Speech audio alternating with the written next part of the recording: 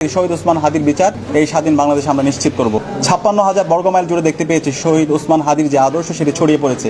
আজকে আবার সেই দিল্লির তাবেদাররা তারা আবার এই দেশকে ফেসিবাদী আমলে যেভাবে কুক্ষিগত করতে চেয়েছিল সে একইভাবে কুক্ষিগত করতে চাচ্ছে। তাহলে আমরা ধরে নেব এই হত্যাকাণ্ডের সাথে রাষ্ট্রের একটা অংশ জড়িত আছে। শহীদ ওসমান হাদি তার অসংখ্য বক্তৃতায় বলেছিল, জান দিব কিন্তু জুলাই দিব না। জুলাইয়ে শহীদদের যে প্রত্যাশা, জুলাইয়ের যে মূল আকাঙ্ক্ষা একটি বৈষম্যহীন ইনসাফ ভিত্তিক বাংলাদেশ বিনির্মাণ করা, সেই বাংলাদেশ বিনির্মাণ করার জন্য শহীদ ওসমান হাদি গত ১৬ মাস জুড়ে বাংলাদেশের মানুষের অব্যক্ত যে কথাগুলো আছে সেই কথাগুলো বলেছেন। তার প্রত্যেকটা বক্তৃতায় আপনি দেখবেন তিনি বলেছেন ইনসাফ কায়েম করতে হবে, কোনো ধরনের জুলুম করা যাবে না, আপনার যদি শত্রু হয় শত্রুর প্রতি ইনসাফ করতে হবে। এবং তার সকল বক্তৃতায় তিনি সবসময় সাংস্কৃতিক আগ্রাসনের বিরুদ্ধে কথা বলেছেন, কালচারাল ফেসিবাদের বিরুদ্ধে তিনি কথা বলেছেন, তিনি ভারতীয় আধিপত্যবাদের বিরুদ্ধে কথা বলেছেন, আগ্রাসনের বিরুদ্ধে কথা বলেছেন। এবং গত ১৬ বছর জুড়ে বাংলাদেশের যে সকল প্রতিষ্ঠানগুলোকে ভেঙে চুরমার করে দেওয়া হয়েছে, রাষ্ট্র যে একটা কার্যকর অবস্থায় নেই সে ব্যর্থ রাষ্ট্রের কথাগুলো তিনি বলেছেন।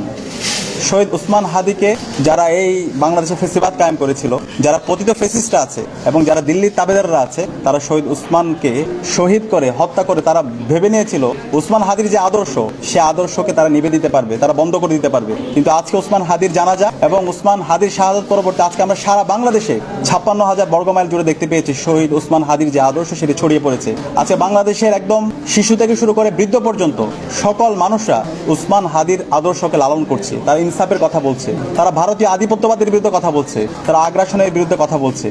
শহীদ ওসমান হাদির শাহাদাত আজকে প্রায় ৮ দিন হতে চললো এবং শহীদ ওসমান হাদি গুলিবিদ্ধ হওয়ার আজকে প্রায় ১৬ দিন হতে চললো। কিন্তু আজকে শহীদ ওসমান হাদিকে যারা গুলি করেছে, যারা পরামর্শ দিয়েছে, যারা পরিকল্পনা করেছে, তাদের কাউকে ধরতে পারেনি।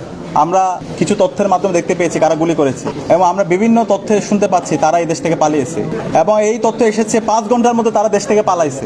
তাহলে এই হত্যাকারীরা যদি ৫ ঘন্টার মধ্যে দেশ থেকে পালাতে পারে তাহলে দেশের স্বাধীনতা সার্বভৌমত্ব আমরা মনে করি অখণ্ডতা। আজকে আবার সেই দিল্লির তাবেদাররা তারা আবার এই দেশকে ফেসিবাদী আমলে যেভাবে কুক্ষিগত করতে চেয়েছিল সে একইভাবে কুক্ষিগত করতে চাচ্ছে। অন্তর্বর্তীকালীন সরকার, আইন শৃঙ্খলা রক্ষাকারী বাহিনী, তাদের দায়িত্ব কি? তাহলে আমরা ধরে নেব এই হত্যাকাণ্ডের সাথে রাষ্ট্রের একটা অংশ জড়িত আছে। আমরা ছাত্র জনতার পক্ষ থেকে অনুরোধ করছি এই হত্যাকারীর সাথে, ওসমান হাদির হত্যাকাণ্ডের সাথে যারাই জড়িত আছে, ইন্টারিমের মধ্যে ঘাপটি মেরে যারা আছে, আইন শৃঙ্খলা বাহিনীর মধ্যে যারা ঘাপটি মেরে বসে আছে, ইন্টেলিজেন্সের মধ্যে যারা ঘাপটি মেরে বসে আছে এবং পতিত ফ্যাসিস্টের মধ্যে যারা আছে, তাদের প্রত্যেককে বের করে তাদেরকে স্বাধীন বাংলাদেশে বিচারের আওতায় নিয়ে আসতে হবে। ওসমান হাদি তার অসংখ্য বক্তৃতা বলেছে আমাকে যদি শহীদ করে ফেলে, আমাকে যদি মেরে ফেলে তাহলে বিচারটা করতে হবে। এবং আমরা কথা দিচ্ছি শহীদ ওসমান হাদির বিচার এই স্বাধীন বাংলাদেশে হবে ইনশাআল্লাহ। শহীদ ওসমান হাদিকে যারা হত্যা করেছে এবং যারা হত্যাযজ্ঞ করেছে তাদের কাউকে ছাড় দেওয়া হবে না। আমরা আমাদের শান্তিপূর্ণভাবে, নিয়ম শৃঙ্খলভাবে, গণতান্ত্রিকভাবে আমরা আমাদের আন্দোলন চালিয়ে যাব।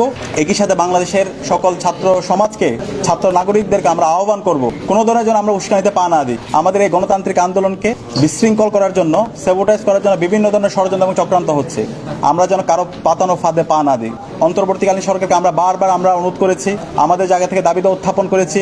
জানাজার মধ্যে শহীদ ওসমান হাদির পরিবারের পক্ষ থেকে সুস্পষ্ট দফা দেওয়া হয়েছে, কিন্তু এখন পর্যন্ত কোনো দাবি তারা মেনে নেয়নি।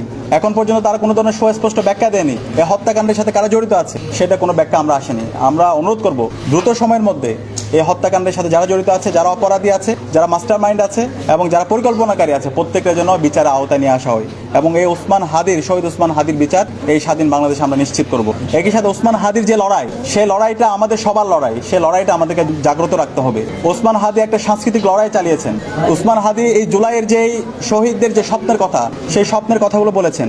ওসমান হাদি বুদ্ধিভিত্তিকভাবে আমাদেরকে দেখিয়েছেন কিভাবে ফ্যাসিবাদের বিরুদ্ধে কথা বলতে হয়, কিভাবে গঠনমূলকভাবে সমালোচনা করতে হয়।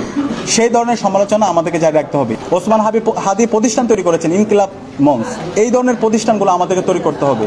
আমরা যদি এই মুজিববাদের কালো ছোঁয়াকে সমূল উৎপাদন করতে চাই, আমরা যদি আমাদের সংস্কৃতিকে বিনির্মাণ করতে চাই, তাহলে আমাদের ওসমান হাদিদের মতো আমাদের প্রতিষ্ঠান তৈরি করতে হবে। আমাদের প্রত্যেকে একজন ওসমান হাদির মতো যোগ্য হয়ে উঠতে হবে। তা আমি বাংলাদেশের সকল ছাত্র সমাজকে আহ্বান করব, আমাদের এই লড়াইটা সাংস্কৃতিক লড়াই, একই সাথে আমাদেরকে রাজনৈতিকভাবে আমাদেরকে প্রতিবাদ প্রতিরোধের মাধ্যমে আমাদের এই আন্দোলন সংগ্রাম অব্যাহত রাখতে হবে। শহীদ ওসমান হাদির বিচারের জায়গায় কেউ যদি গাফিলতি করে, কেউ যদি এই ফেসিস্টদের পক্ষে নেয়, কেউ যদি কালচারাল ফেসিবাদকে আবার এই বাংলাদেশে এস্টাবলিশ করতে চায়, তাহলে আমরা কাউকে ছাড় দিব না। আমরা তাদেরকে যেভাবে মোকাবেলা করা দরকার ওইভাবে আমরা মোকাবেলা করবো ইনশাল্লাহ। আর বাংলাদেশে আর কখনো দিল্লির তাবেদারদের জায়গা হবে না, ফেসিবাদের জায়গা হবে না, প্রতিটি ফেসিস্টদের জায়গা হবে না। তাদের 5 আগস্টে তাদের চ্যাপ্টার ক্লোজ হয়ে গেছে। বাংলাদেশে রাজনীতি করবে যারা বাংলাদেশপন্থী যারা আছে তারাই, যারা ভারতীয় আধিপত্যবাদের বিরুদ্ধে যারা কথা বলবে, আগ্রাসনের বিরুদ্ধে যারা কথা বলবে এবং ইনসাফের পক্ষে যারা কথা বলবে, তারাই বাংলাদেশের রাজনীতি করবে।